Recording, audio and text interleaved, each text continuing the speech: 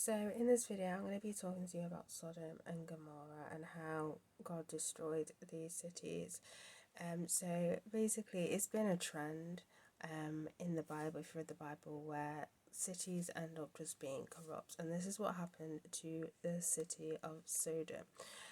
So how I kind of level how bad the city was is comparable to what happened with the Tower of Babel. If you've not read the Tower of Babel, I recommend you read the Tower of Babel. But it's kind of that same kind of destructive side which caused in the end for God to take that city away. So Sodom was just full of wickedness, like just full of wickedness, which is highlighted worse, which I'll get into in a minute. And you had people that were continually sinning against God. Now, this all happens in Genesis. Now, in Genesis 18, God tells Abraham what his plan is um for Sodom and Gomorrah, and Abraham is upset, and they do this kind of deal. Basically this deal was if God could find at least 10 people that were righteous, then he wouldn't destroy the city. If you've read the story, you know that doesn't happen. It's actually it actually becomes worse. So it highlights how bad this city is in chapter 19, which I'm going to be reading a few verses from that chapter. But it's diabolical. It's diabolical. Like, you read that chapter and you think, yeah, God, just destroy it. Just destroy the city, because it's there's no helping it. So So basically what happens is God sends two angels in the form of a human to this city, and that's when we come across Lot again. So if you don't know the story, earlier on what happened was Abraham and Lot went their separate ways, and Lot headed to Sodom. So now the two angels came to Sodom in the evening, and Lot was sitting in the gate of Sodom. When Lot saw them, he rose to meet them, and he bowed himself with his face towards the ground, and he said, "Here now, my lords, please turn into your servant's house and spend the night and wash your feet. Then you may rise early and go on your way." But they said, "No, but we will spend the night in the open square." But he insisted strongly, so they turned in to him and entered the house. So from there, Lot knows how bad the city is.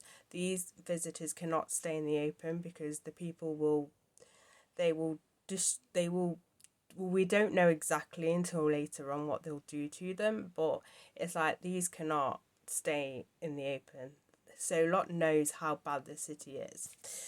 Anyway, so it says, "Then he made them a feast and baked unleavened bread, and they ate. Now before they lay down, the men of the city, the men of Sodom, both old and young, all the people from every quarter surrounded the house.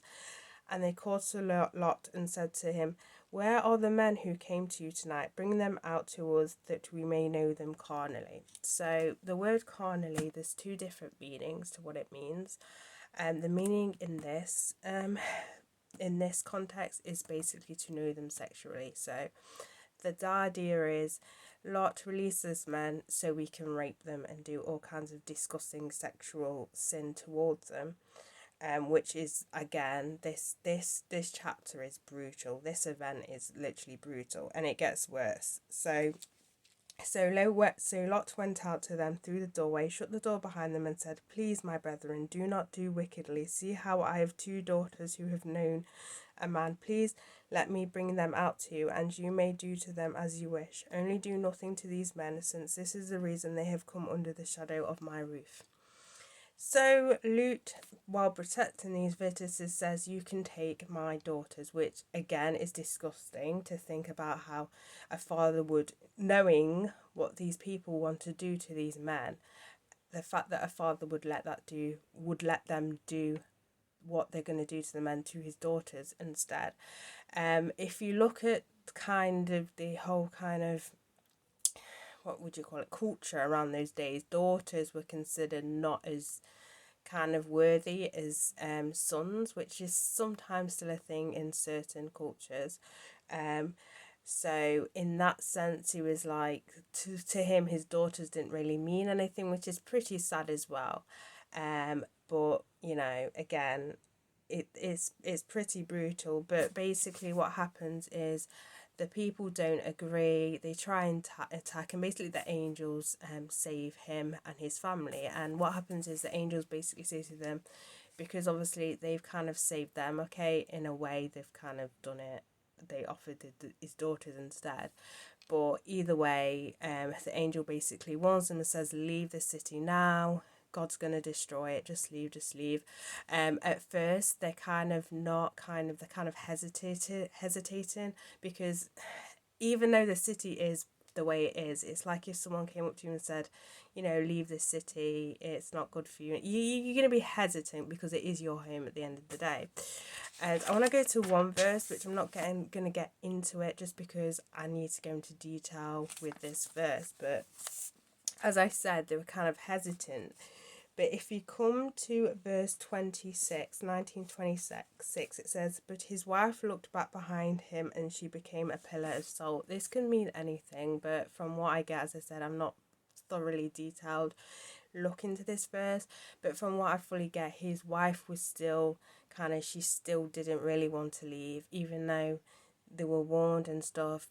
She didn't want to leave, so it could mean many different things. While she looked back, she could have got hit by the fire, which God sent from the skies to destroy the city, or the fact that she, you know, it can mean so many different things at this point.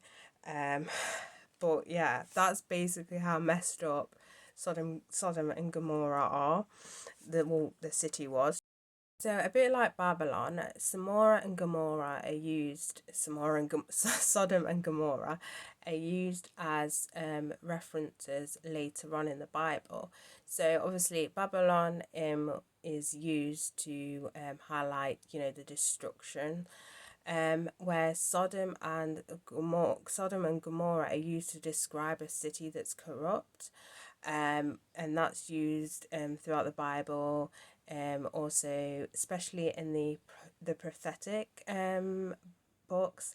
But yeah, that is basically the story of Sodom and Gomorrah, and yeah, it's one of those where you don't even need to question why God destroyed it. I mean, the fact that he also gave them a chance as well, because of Abraham stepping in, and so he did kind of, you know, test the waters and see, you know, sent his angels, say, okay, is the city that, and it was like, yeah, it's disgusting. Words can't actually describe how bad that is. The fact that there was so much sexual sin and they were happy to just have their way with complete strangers, and it's just grim. So on that note, I think out of all the kind of decisions that God has made when it comes to people sinning or actual cities, this is the one where you just think, yeah, just destroy it, just wipe it out. There's no hope, just wipe it out.